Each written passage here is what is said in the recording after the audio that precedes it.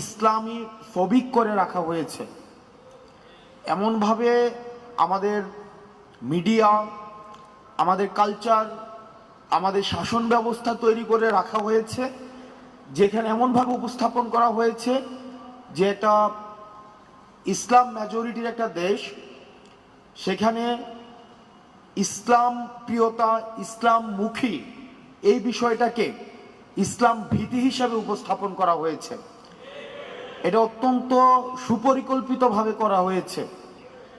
এখন সেটা থেকে উত্তরণ আমরা কিভাবে ঘটাবো, সেটার উত্তরণ নিয়ে আমরা সেটা থেকে উত্তরণ কিভাবে করতে পারি সেই বিষয়ের সেই পথ আপনাদেরকে উন্মুক্ত করতে হবে। আপনারা এখানে যারা এই বিষয়ে অভিজ্ঞ রয়েছেন, এটির পথ আপনাদেরকে উন্মুক্ত করতে হবে, আমাদেরকে দেখাতে হবে যে এই পথে হাঁটলে ইসলাম নিয়ে যে ধরনের বিভ্রান্তিকর তথ্য রাষ্ট্র ব্যবস্থায়, সমাজ ব্যবস্থায়, আমাদের কালচারাল অঙ্গনে, আমাদের সুশীল সমাজে যে ভয়টা রয়েছে, সেই ভয়টা কাটানোর জন্য আমাদেরকে পদক্ষেপ নিতে হবে। এবং পদক্ষেপ কি হতে পারে সেগুলো আপনারা আলোচনার মধ্য দিয়ে নির্ধারিত করতে হবে। আর আমরা রাজনৈতিক পরিসর থেকে আমরা এটি নিশ্চিত করতে চাই, সেটি হচ্ছে যে আমাদের সমাজে, আমাদের দেশে ইসলামোফোবিয়ার আর কোনো স্থান হবে না। একই সাথে সাথে অতীতে আমরা যেটি দেখেছি যে আমাদের দাড়ি টুপিওয়ালা যারা আছে, আমাদের ইসলামী অঙ্গনের যে মানুষগুলো আছে, তাদেরকে নিয়ে একটা দীর্ঘ সময় হাসিনা এই ফেসিবাদের সময় জঙ্গি নাটকের বিভিন্ন নাটক মঞ্চস্থ করেছে। দেশে যেভাবে ইসলামী ফোবিয়াও থাকবে না, একই সাথে সাথে এই জঙ্গি নাটকও আর থাকবে না।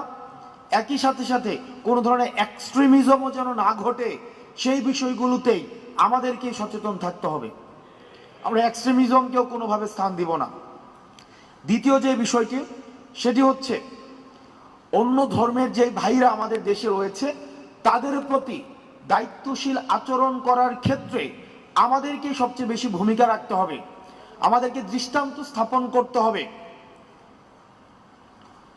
আমাদেরকে দৃষ্টান্ত স্থাপন করতে হবে যে যেই সংখ্যা আমাদেরকে বলা হয় মাইনরিটি যারা রয়েছে, হিন্দু, বৌদ্ধ, খ্রিস্টান, যারা মাইনরিটি যারা রয়েছে, তারা অনিরাপদ বোধ যেন কোনোভাবেই না করে, তারা যেন সবচেয়ে বেশি নিরাপদ আমাদের কাছেই যেন বোধ করে, সেটি আমাদেরকে নিশ্চিত করতে হবে।